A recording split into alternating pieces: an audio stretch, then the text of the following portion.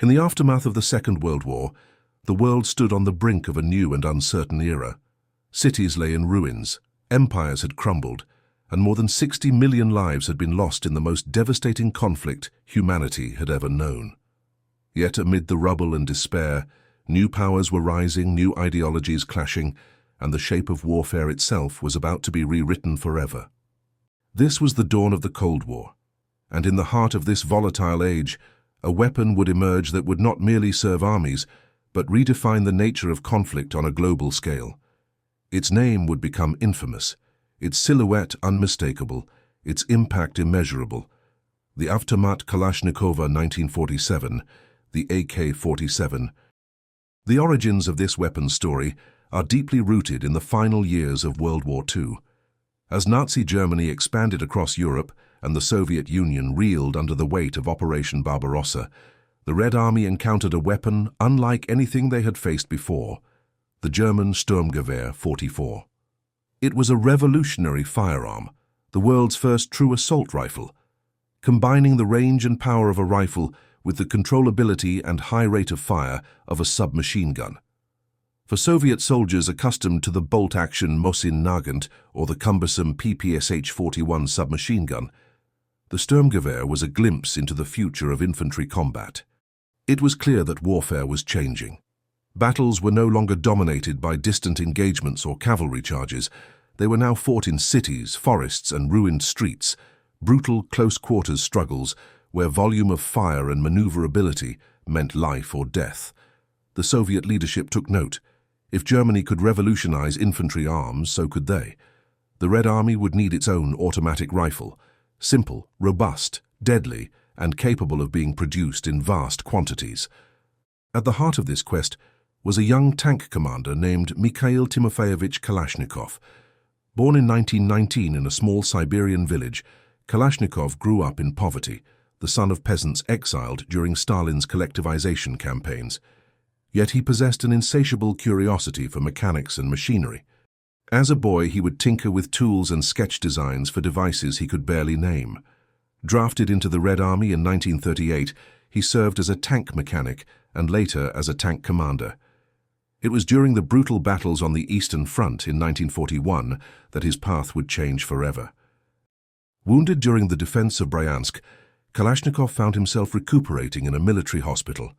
As he lay confined to his bed, he listened to the frustrations of fellow soldiers, men who complained that their weapons jammed, that they were outgunned by the enemy, that the tools of war had failed them.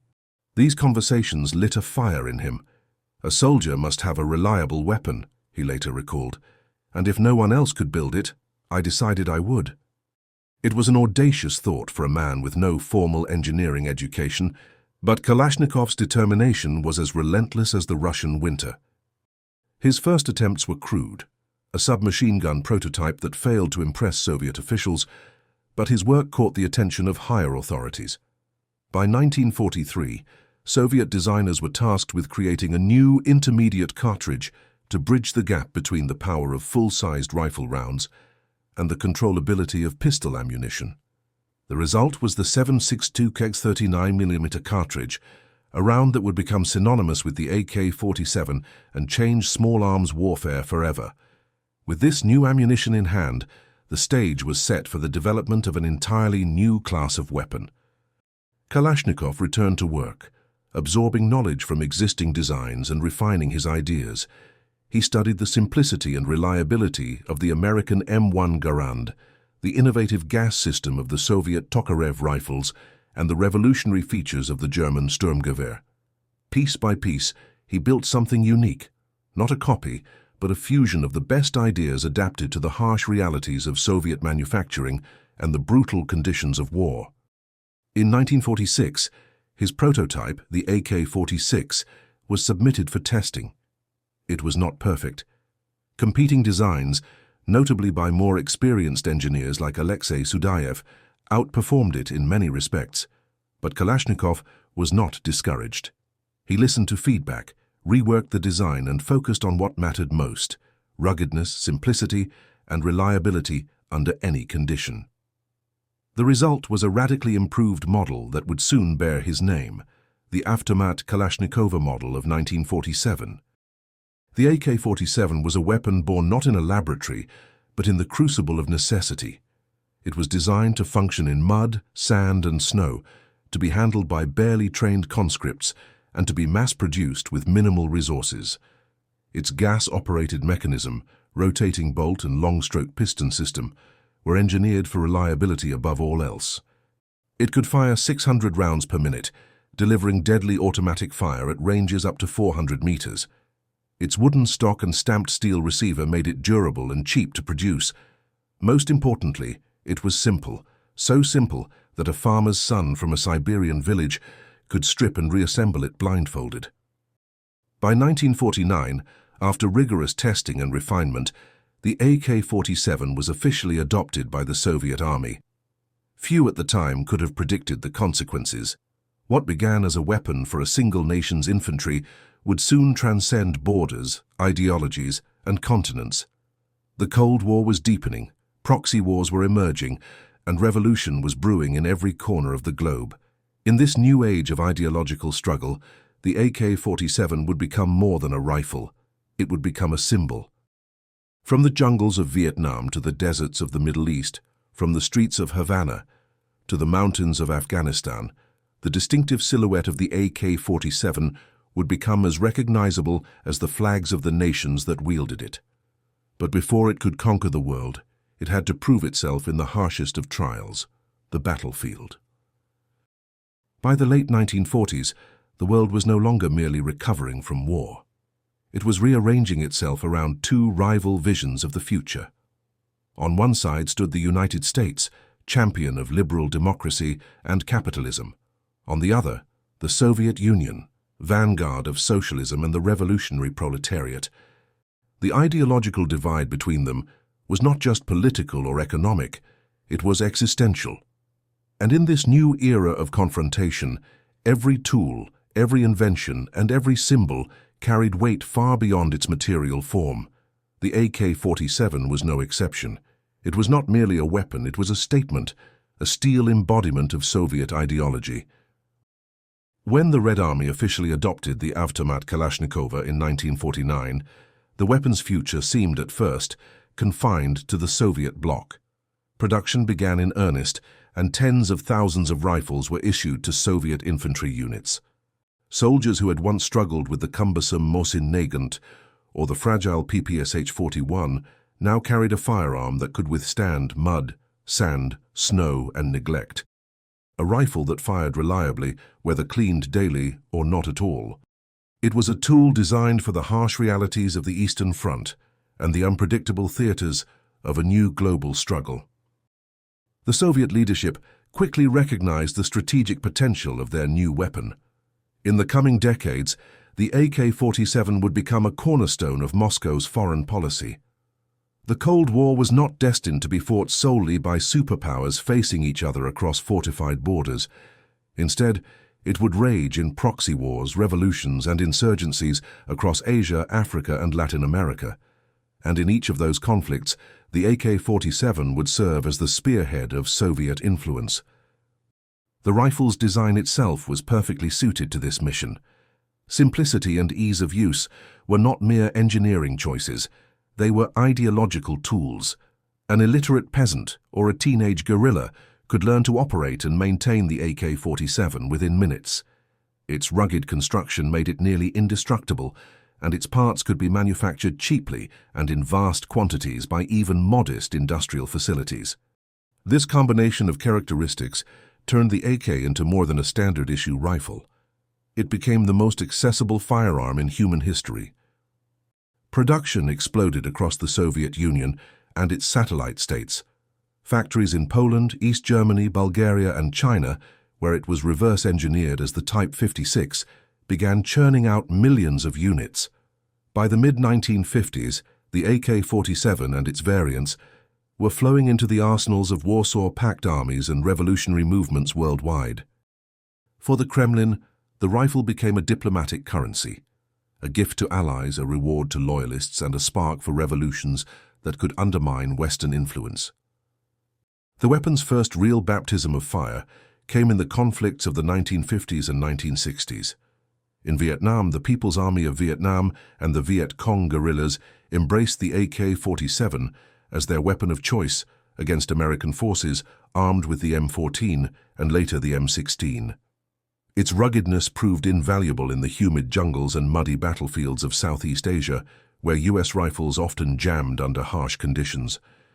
American soldiers soon developed a grim respect for the distinctive crack of the AK-47, a sound that echoed from the dense canopy during ambushes and night raids. The rifle's presence on the battlefield was more than tactical, it was psychological. For U.S. troops, the sharp staccato of AK fire became a symbol of an enemy that was elusive, relentless, and ideologically driven. For revolutionary fighters across the globe, the AK-47 was a tool of liberation, an equalizer that allowed peasants and partisans to challenge the world's most powerful armies. A rifle that could be buried in the ground for months, dug up and fired without cleaning, was more than a weapon. It was a revolution in steel. Beyond Vietnam, the AK-47 spread like wildfire. In Africa, it armed liberation movements fighting against colonial powers. From Angola and Mozambique to Algeria and Ethiopia, the rifle became an emblem of resistance.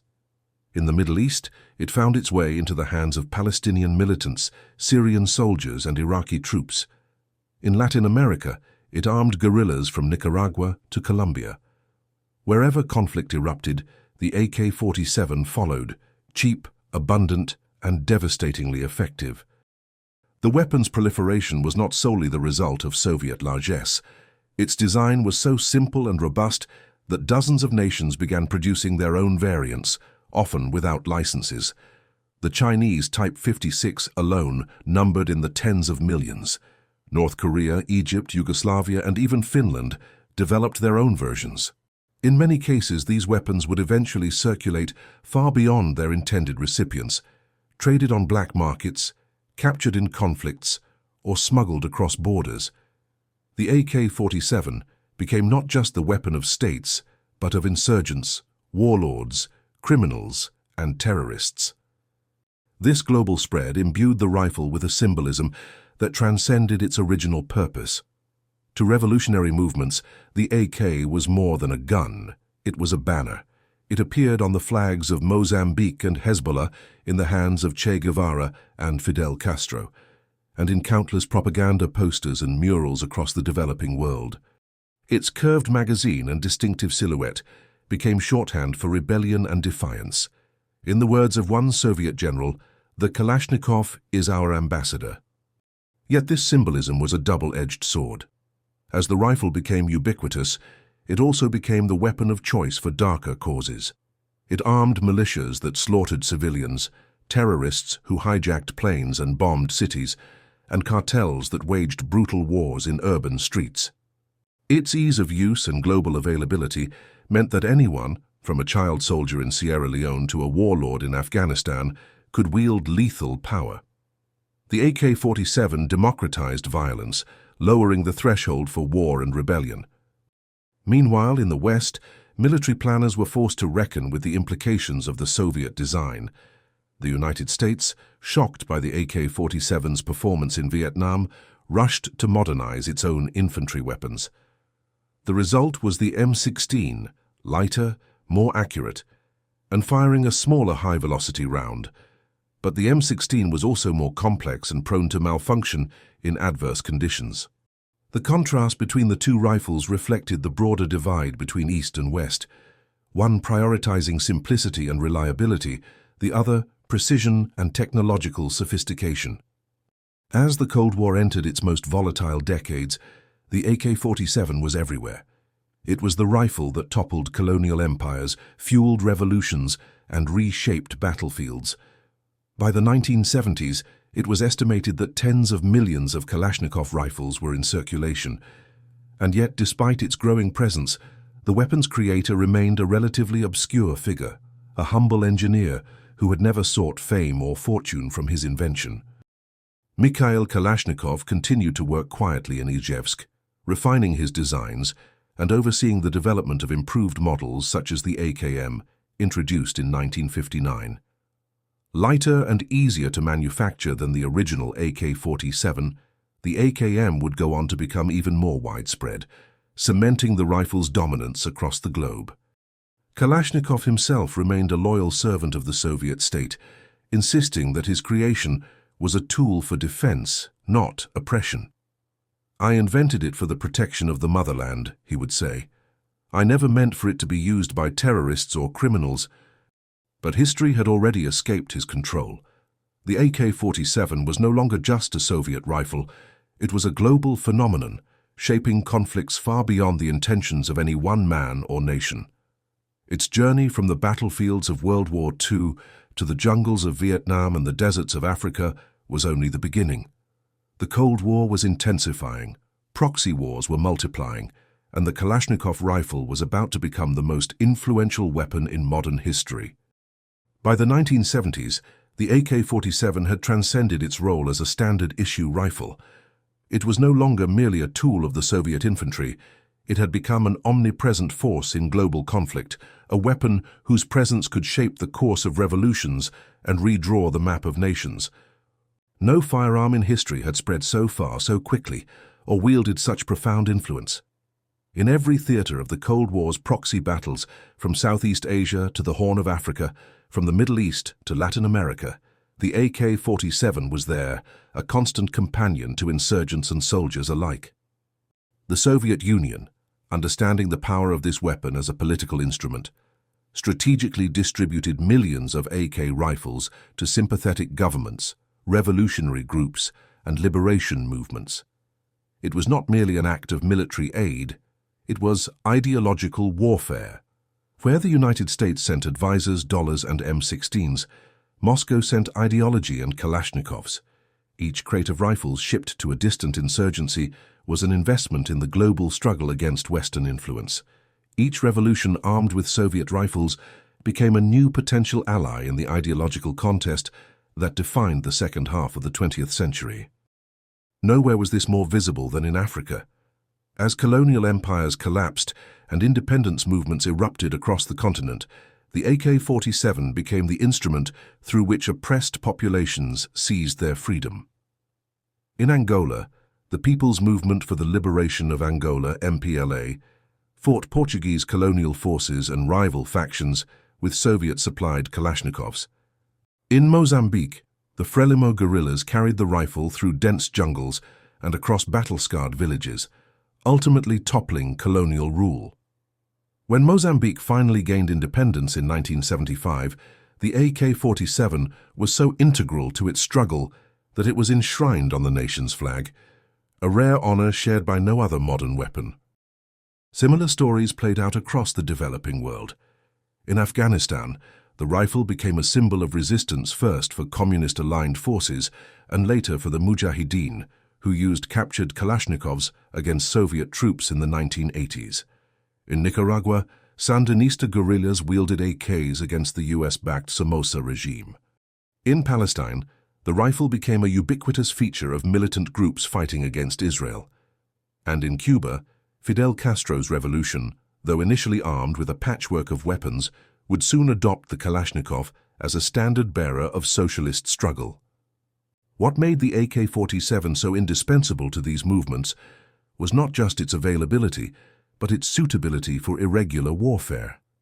Conventional armies trained and supplied by industrialized nations often relied on complex logistics and meticulous maintenance.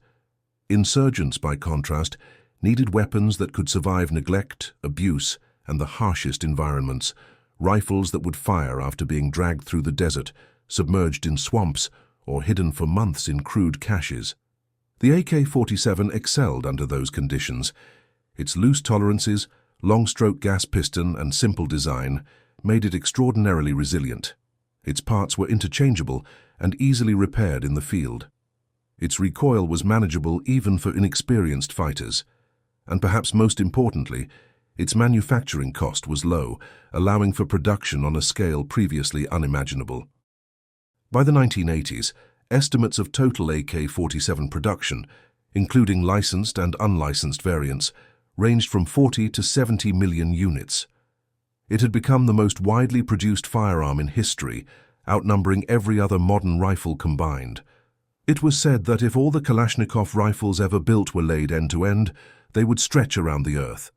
They were everywhere, in the hands of armies, militias, rebels, criminals, and civilians. In many war-torn regions, they became a form of currency exchanged for livestock, food, or even human lives. This ubiquity transformed the AK-47 from a mere weapon into a potent cultural and political symbol. Its image appeared not just on flags, but in revolutionary art, literature, and propaganda. It featured in murals in Latin America, graffiti on the walls of Beirut, and posters across Africa and the Middle East. It was immortalized in songs and speeches as the people's rifle, a tool of liberation and defiance. Even Western media could not escape its influence. The distinctive silhouette of the Kalashnikov became shorthand for rebellion, insurgency, and revolution. Yet this symbolic power was not confined to noble causes.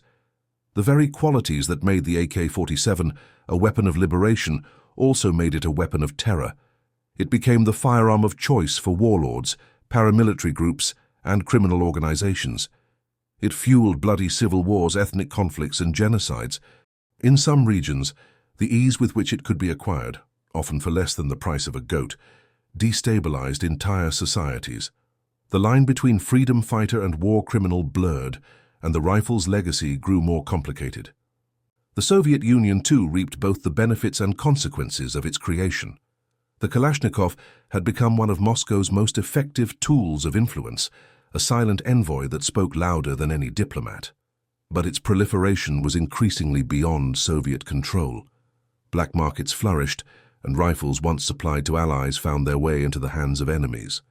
Soviet soldiers in Afghanistan faced Mujahideen fighters armed with AKs originally manufactured in Soviet factories. It was a bitter irony that the weapon intended to spread socialism was now being used against the very soldiers who built it. For Mikhail Kalashnikov, the weapon's transformation into a global icon was both a source of pride and of unease. By the 1980s, he was a celebrated figure in the Soviet Union, decorated with the highest state honors and lauded as a national hero. Yet, he remained humble, often deflecting praise and insisting that he was simply a soldier who had sought to serve his country. He lived modestly, continuing to work at the Izhevsk machine-building plant, and perfecting new designs including the RPK light machine gun and the PK series of general-purpose machine guns. But as the Cold War neared its end, Kalashnikov began to grapple with the darker legacy of his invention. Reports of atrocities committed with his rifle weighed heavily on him. "I invented a weapon to defend my homeland," he once lamented, "but it has been used in ways I never intended." Still, he maintained that responsibility lay with those who pulled the trigger, not with the tool itself. "Blame the politicians," he said, "not the designer." As the Soviet Union entered its twilight years, the AK-47's global dominance showed no signs of waning. Even as new rifles emerged, the American M16A2, the German G36, the Israeli Galil, none could match the Kalashnikov's combination of simplicity, reliability, and sheer numbers. It had become more than a weapon of war. It was a fixture of geopolitics, a driver of social change, and a symbol that transcended ideology. Whether born by a Soviet conscript on the banks of the Elbe, a guerrilla in the jungles of Angola, or a militant in the streets of Beirut, the AK-47 told a story that was bigger than any individual, nation, or cause. And as the 20th century drew to a close, that story was far from over. The collapse of the Soviet Union would scatter its arsenals across the globe, fueling new conflicts and reshaping old ones. The Kalashnikov would enter a new era, one without the ideological framework that had birthed it, but with consequences even more far-reaching. It would outlive the state that created it, the wars that defined it, and perhaps even the man who designed it. The rifle that had begun as a Soviet answer to German innovation was now a global constant, a weapon that had outgrown its origins and become woven into the fabric of modern warfare itself. When the Soviet Union collapsed in 1991, the world order it had helped shape unraveled almost overnight. Borders were redrawn, nations dissolved, and the ideological struggle that had defined the 20th century gave way to a new era of uncertainty. The hammer and sickle was lowered from the Kremlin for the last time, and the Cold War ended without the apocalyptic clash so many had feared. But while empires crumbled and governments fell, one legacy of that vanished superpower remained as potent as ever: the Kalashnikov rifle. The disintegration of the Soviet Union unleashed a torrent of weapons onto the global market. Vast stockpiles of AK-47s and their variants, once tightly controlled by the state, were suddenly up for grabs. Cash-strapped successor republics sold arms to anyone willing to pay. Corruption, theft, and black market networks spread these rifles far beyond their original recipients. In a matter of years, millions of surplus Kalashnikovs flooded into the hands of militias, warlords, insurgents, and criminal organizations. If the AK-47 had once been a tool of superpower strategy, it was now a commodity in a global marketplace of violence. The 1990s and early 2000s saw the rifle's deadly efficiency shape conflicts on every continent. In the Balkans, AKs appeared on all sides of the Yugoslav wars, used by Serbs, Croats, and Bosniaks alike. In Rwanda, they were wielded in one of the most horrific genocides of the century. In Somalia, warlords and militias turned the streets of Mogadishu into battlegrounds, many armed with cheap Soviet surplus. Across the Middle East, from Lebanon to Iraq, AK-47s became the weapon of choice for insurgents and terrorists. Even in the United States, smuggled rifles from Eastern Europe and China fueled gang violence in major cities. What distinguished this new era was not just the ubiquity of the weapon, but its democratization. No longer a tool reserved for states and armies, the AK-47 was now accessible to almost anyone. It could be purchased in conflict zones for the price of a few chickens, or traded on black markets for less than $100. Its simplicity meant that even child soldiers could operate it. Its reliability meant that even decades-old rifles remained lethal, and its global availability meant that virtually no conflict, no matter how small or remote, was beyond its reach. The weapon's impact on modern warfare was profound. Traditional military conflicts, once fought between states with formal armies, gave way to asymmetric wars, insurgencies, and terrorism. Non-state actors, armed with AK-47s, could challenge conventional forces, destabilize governments, and wage prolonged campaigns of violence. The balance of power shifted from tanks and fighter jets to small arms and improvised tactics. In this new paradigm, a rifle like the Kalashnikov was more than a weapon. It was a force multiplier. Its psychological power also grew. For decades, the image of the AK-47 had been entwined with revolution and resistance. Now it became equally associated with terror and lawlessness. It was the weapon slung over the shoulders of Taliban fighters in the mountains of Afghanistan. The rifle held aloft by Al-Qaeda militants in propaganda videos, the gun used in countless kidnappings, assassinations, and massacres. In 2001, when the World Trade Center fell, many of the militants who celebrated wore AK-47s across their chests, a grim reminder that the weapon born in the ashes of one world war was now a fixture in the conflicts of a new century.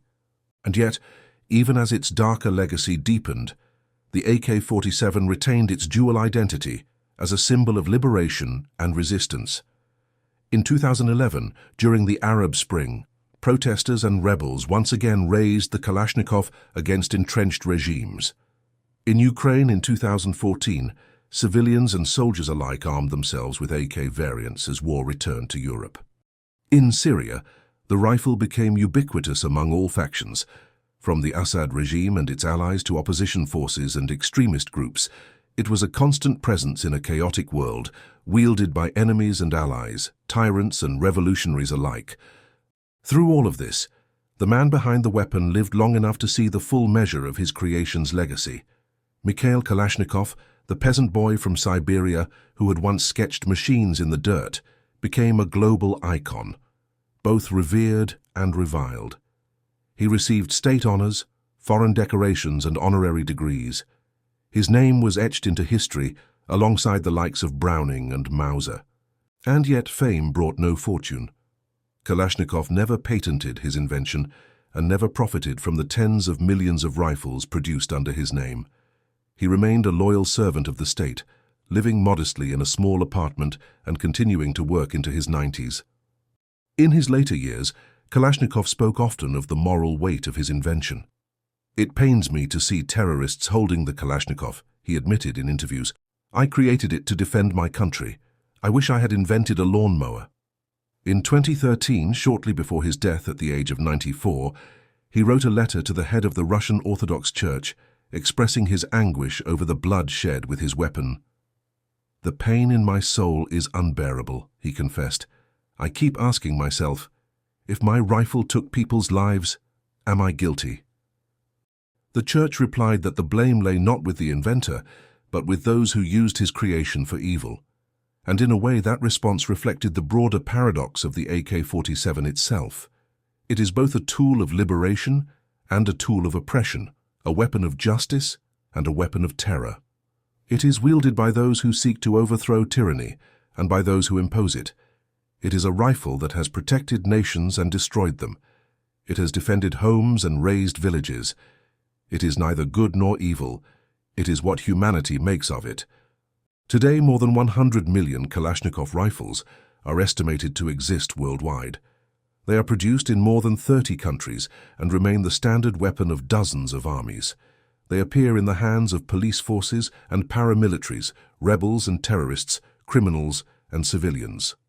They are found in war zones and museums, battlefields and family heirlooms.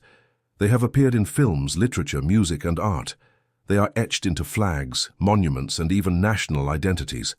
No other firearm has shaped the modern world so profoundly.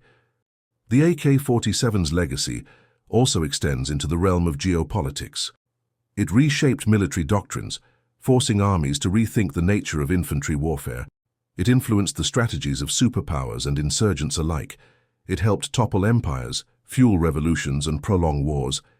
It played a central role in the spread of Soviet influence, and later in the rise of global terrorism. It is a weapon that has outlived the state that created it, and remains as relevant in the 21st century as it was in the 20th. In the end, the story of the AK-47 is not just the story of a rifle. It is the story of the modern world, a world in which the lines between state and insurgent, soldier and rebel, freedom fighter and terrorist are often blurred. It is the story of humanity's capacity to create tools of immense power and the choices we make in how to use them. It is a story of ingenuity and brutality, liberation and destruction, order and chaos. And it is a story still being written one round at a time in conflicts large and small across the globe. In the barren deserts of the Middle East, the dense jungles of Southeast Asia, the frozen plains of Eastern Europe, and the crowded streets of megacities, the Kalashnikov still roars.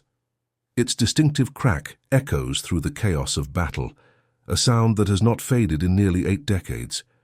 It is a sound born of one man's determination, forged in the fires of war and carried on the shoulders of millions who have fought and died with it. From the battlefields of Stalingrad to the mountains of Afghanistan, from the flags of newly freed nations to the darkest acts of terror, the AK-47 has left an indelible mark on human history. It is, in every sense, the weapon that changed warfare, not just by altering how wars are fought, but by shaping the very world in which they are waged.